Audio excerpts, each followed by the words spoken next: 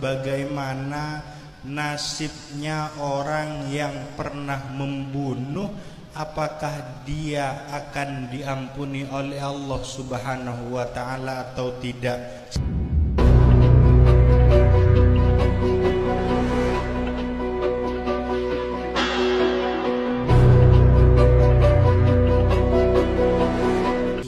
Menyampaikan tentang satu hal yang menjadi aib bagi kita sebagai masyarakat Madura, khususnya sebagai orang-orang yang berbangsa Indonesia secara umumnya, itu sedang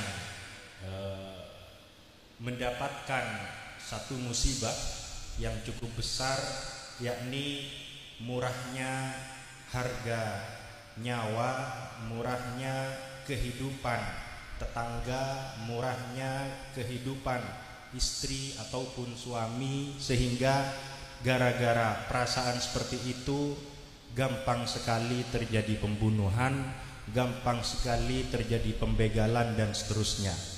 Padahal kita semua sama-sama tahu Allah Subhanahu wa ta'ala berfirman di dalam Al-Quran, min ajli dzalika katabna ala bani Israil. Allah menyampaikan di ayat tersebut bahwasanya annaman qatala nafsan bighairi nafsin aw fasadin fil ardi faka'annama qatalan nasa jami'a, bahwasanya siapapun yang membunuh satu jiwa, yang menghilangkan satu nyawa tanpa ada hak yang benar disetujui oleh kepemerintahan, disetujui oleh negara, disetujui oleh agama, maka kata Allah Subhanahu wa ta'ala faka'annama qatalan nasa jami'a, seakan-akan dia membunuh manusia secara keseluruhan.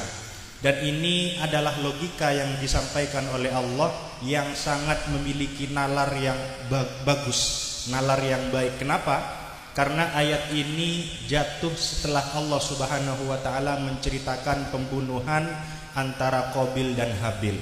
Kita bisa menalar, kita bisa memikirkan bahwasanya Qabil itu tidak hanya sekedar membunuh Habil, tapi dia juga membunuh Habil dan calon-calon keturunan-keturunan Habil yang ada di sulbinya. Sehingga seumpama tidak terjadi pembunuhan antara Qabil dan Habil, insya Allah dunia akan lebih penuh lagi, dunia lebih banyak lagi manusia. Tapi karena satu orang dibunuh, maka dia telah membunuh jutaan, miliaran jiwa yang telah Allah persiapkan di dalam sulbinya. Sehingga itu merupakan dosa yang terbesar, dosa yang terbahaya, sampai-sampai Allah Subhanahu wa ta'ala berfirman, wa man qatala mu'minan may yaqtul mu'minan muta'ammidan fajazauhu jahannamu khalidan fiha, bahwasanya orang yang membunuh seorang mukmin dan disengaja, maka kata Allah Subhanahu wa ta'ala balasannya adalah jahannam, balasannya adalah neraka, khalidan fiha, dia akan abadi di situ. Kemudian kata Allah Subhanahu wa ta'ala wa ghadiba alaih, Allah murka terhadap dia, wa la'anahu, Allah melaknat dia, wa a'addahu adzaban muhina, dan Allah menyiapkan dia azab yang begitu menghinakan. Bahkan sampai suatu saat datang kepada Ibnu Abbas orang yang sedang bertanya kepada beliau, wahai Ibnu Abbas, apakah orang yang membunuh itu kira-kira bisa diampuni oleh Allah Subhanahu wa ta'ala? Apakah orang yang membunuh itu benar-benar abadi di dalam neraka? Padahal kata Allah Subhanahu wa ta'ala, kata Nabi Muhammad sallallahu alaihi wasallam, orang muslim, orang mukmin itu pada akhirnya akan masuk surga semua. Man qala la ilaha illallah dakhalal jannah. Orang yang mengatakan la ilaha illallah akan masuk surga. Beliau bertanya kepada Ibnu Abbas, dan Ibnu Abbas menyitir ayat tersebut dan beliau no comment. Artinya beliau tidak berani mengatakan orang yang pernah membunuh dia akan masuk surga. Seorang Ibnu Abbas tidak berani.